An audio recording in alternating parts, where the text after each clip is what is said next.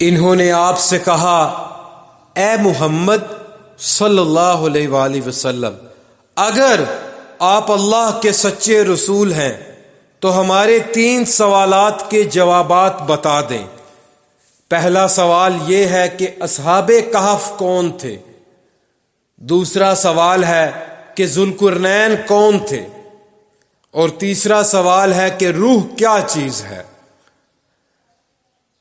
آپ نے ان کے سوالات سن کر فرمایا، میں ان سوالات کے جوابات تمہیں کل دوں گا۔ سب بہن بھائیوں سے گزارش ہے کہ ویڈیو کو مکمل ضرور سنا کریں، چینل کو سبسکرائب کر دیں اور ساتھ موجود بیل کے آئیکن کو بھی کلک کر دیں۔ شکریہ۔ نبی کریم صلی اللہ علیہ وآلہ وسلم نے اس جملے میں انشاءاللہ نہ فرمایا، یعنی یہ نہ فرمایا انشاءاللہ میں تمہیں کل جواب دوں گا۔ قریش آپ کا جواب سن کر واپس چلے گئے۔ آپ صلی اللہ علیہ وآلہ وسلم وحی کا انتظار کرنے لگے، لیکن وحی نہ آئی۔ دوسرے دن وہ لوگ آ گئے، آپ انہیں کوئی جواب نہ دے سکے۔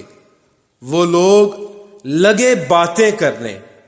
انہوں نے یہ تک کہہ دیا، محمد کے رب نے انہیں چھوڑ دیا۔ ان لوگوں میں ابو لہب کی بیوی ام جمیل بھی تھی۔ اس نے بھی یہ الفاظ کہے، میں دیکھتی ہوں کہ تمہارے مالک نے تمہیں چھوڑ دیا ہے اور تم سے ناراض ہو گیا ہے۔ نبی کریم صلی اللہ علیہ وآلہ وسلم کو قریش کی یہ باتیں بہت شاق گزری۔ آپ بہت پریشان اور غمگین ہو گئے۔ آخر جبرائیل علیہ السلام سورہ کہف لے کر نازل ہوئے۔ اللہ تعالی کی طرف سے آپ کو ہدایت کی گئی، اور آپ کسی کام کی نسبت یوں نہ کہا کیجئے کہ اس کو کل کروں گا، مگر اللہ کے چاہنے کو ملا لیا کیجئے۔ آپ بھول جائیں تو اپنے رب کا ذکر کیا کیجئے اور کہہ دیجئے کہ مجھے امید ہے میرا رب مجھے اس سے بھی نزدیک تر بات بتا دے گا۔ مطلب یہ تھا کہ جب آپ یہ کہیں کہ آئندہ فلاں وقت پر میں یہ کام کروں گا تو اس کے ساتھ انشاءاللہ ضرور کہا کریں۔ اگر آپ اس وقت اپنی بات کے ساتھ انشاءاللہ ملانا بھول جائیں اور بعد میں یاد آ جائے تو اس وقت انشاءاللہ کہہ دیا کریں، اس لیے کہ بھول جانے کے بعد یاد آنے پر وہ انشاءاللہ کہہ دینا بھی ایسا ہی ہے جیسے گفتگو کے ساتھ کہہ دینا ہوتا ہے۔ اس موقع پر وحی میں دیر اسی بنا پر ہوئی تھی کہ آپ نے انشاءاللہ نہیں کہا تھا۔ جب جبرائیل علیہ السلام سورہ کہف لے کر آئے تو آپ نے ان سے پوچھا تھا، جبرائیل تم اتنی مدت میرے پاس آنے سے رکے رہے، اس سے تشویش پیدا ہونے لگی تھی۔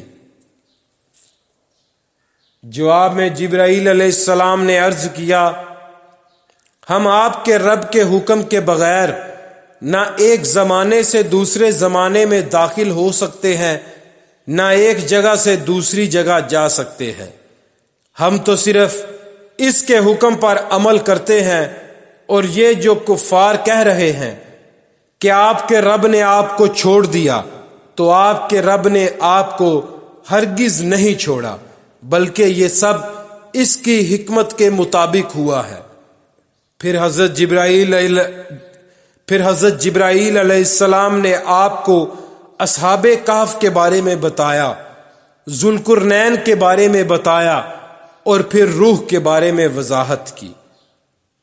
اصحاب کہف کی تفسیر ابن کثیر کے مطابق یوں ہے، وہ چند نوجوان تھے، دین حق کی طرف مائل ہو گئے تھے اور راہ ہدایت پر آ گئے تھے۔ یہ نوجوان پرہیزگار تھے، اپنے رب کو معبود مانتے تھے، یعنی توحید کے قائل تھے، ایمان میں روز بروز بڑھ رہے تھے، اور یہ لوگ حضرت عیسیٰ علیہ السلام کے دین پر تھے۔ لیکن بعض روایات سے یہ بھی معلوم ہوتا ہے کہ یہ واقعہ حضرت عیسیٰ علیہ السلام سے پہلے کا ہے، اس لیے کہ یہ سوال یہودیوں نے پوچھے تھے، اور اس کا مطلب ہے کہ یہودیوں کی کتابوں میں یہ واقعہ موجود تھا۔ اس سے یہی ثابت ہوتا ہے کہ یہ واقعہ حضرت عیسیٰ علیہ السلام سے پہلے کا ہے۔ اللہ پاک پڑھنا اور سننا قبول فرمائے، اللہ پاک کمی کوتاہی معاف فرمائے۔